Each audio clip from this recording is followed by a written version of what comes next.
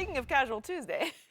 And you talking about the way I'm dressed? Well, he's letting the hair out. You know, he's got a Vanderbilt. That's how they dress at Vanderbilt, huh? That's not true.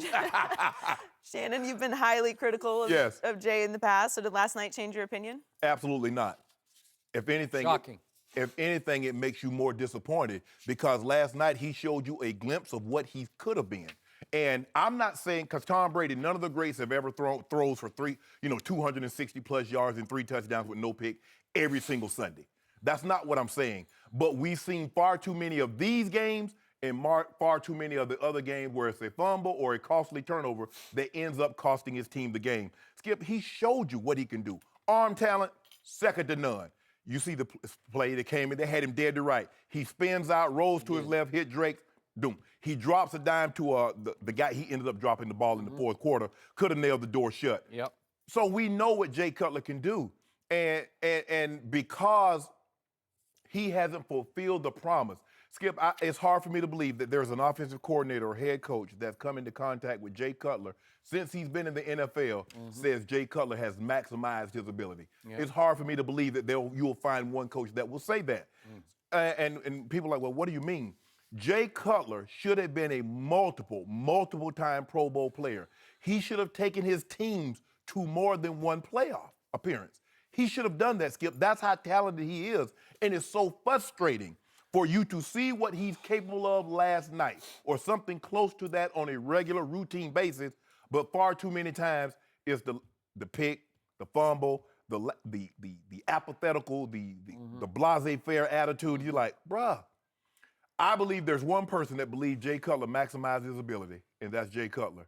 Because at the end of the day, Skip, he's made $122 million. So no matter what I think or others think, he taps that computer like, oh, shit, I'm good then. Skip, you saw glimpses of what he could have been, and it's disappointing that he didn't meet those expectations. I'm a firm believer in this, and my grandfather used to say, boy, time is the one thing that you can never recapture. And unfortunately, sometimes it's when time is up that we realize what we have left behind. And I think Jay Cutler, as he nears the end, now somebody's gonna see this game last night, Joy. Now the Dolphins gave him $10 million. Somebody about to offer him 12, 13 for next year. I'm just saying, I'm just putting that out there right now. Could be right. I'm just putting that out right now. But I do not believe this does not change. If anything, it makes me more upset. It makes me more frustrated because I know what Jay Cutler could have been, and I don't think he met those expectations. I had no idea where you were going to go with this off the top of the show. And I liked a lot of your points, and I agree with a lot of your points.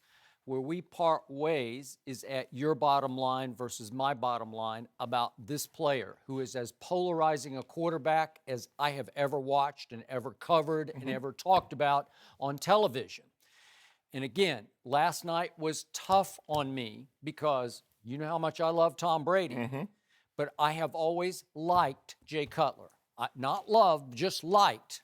And again, he did go to my school, Vanderbilt, and I did go way out onto the ledge is where I went out. This is back in my days on cold pizza. And I said, this kid at Vanderbilt is going to be a franchise quarterback. And they howled at me.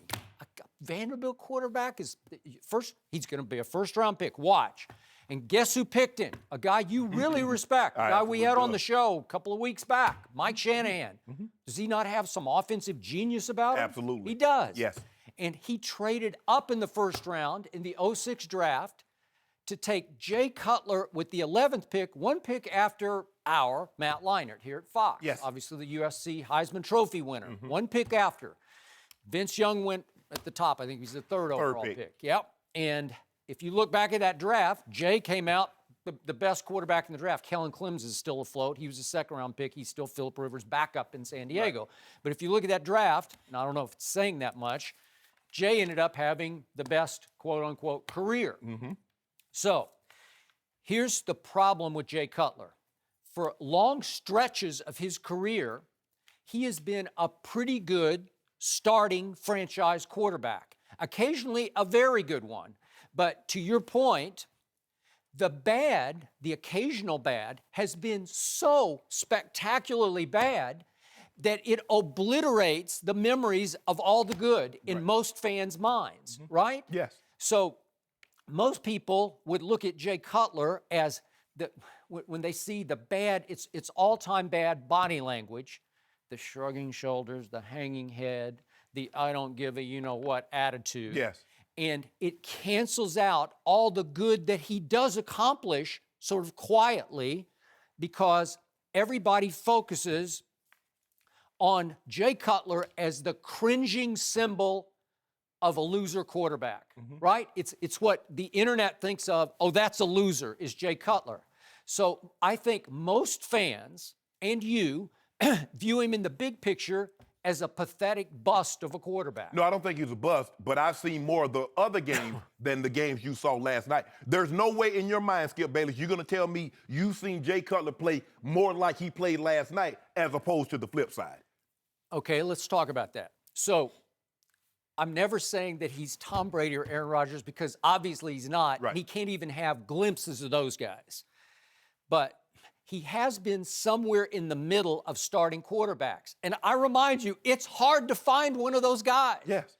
I don't think Ryan Tannehill is that guy. I've never liked him. I like Jay Cutler more than I like Ryan Tannehill. Now, is that, 6 of one, half dozen of the other? Right.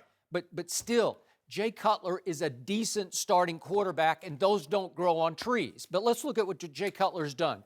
Monday Night Football is the solo stage in what I think is the greatest sport in America, right? Yes. So what has Jay Cutler done on Monday night?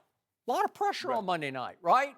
You're in the spotlight. You're often head-to-head against a really good quarterback who's perceived to be far better than you are. Jay Cutler is now 12-7 on Monday night. That means 19 times he's played on Monday Night Football. I threw that at you yesterday. You said there's no way he's played that many times going into last night. You know why he plays that many? Because everybody expects that this is going to be the years of the Bears. You could be right. But now, Jay Cutler, after last night, has, on Monday Night Football, 32 touchdown passes to only 13 interceptions. Well, if I told you, you'd say that's pretty good, right? Pretty good. Head-to-head on Monday Night Football, Jay Cutler has beaten, now, Tom Brady last night. He beat Aaron Rodgers. He beat Brett Favre. He beat Michael Vick. He beat Phillip Rivers. On Sunday Night Football, which is still a pretty big stage, he twice beat your man Big Ben Roethlisberger, once in Pittsburgh and once away from Pittsburgh, once at home. It was in Chicago, I think.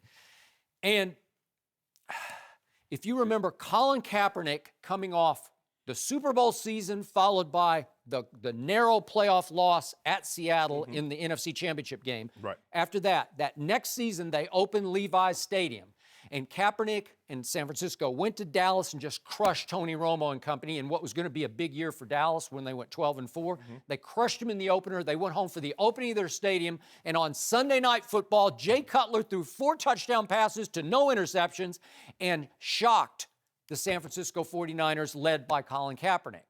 Well, that's another quote-unquote signature win on a big night. But here's the thing, though, Skip, is that you point to individual game performances. You play more games on Sunday than you do Monday.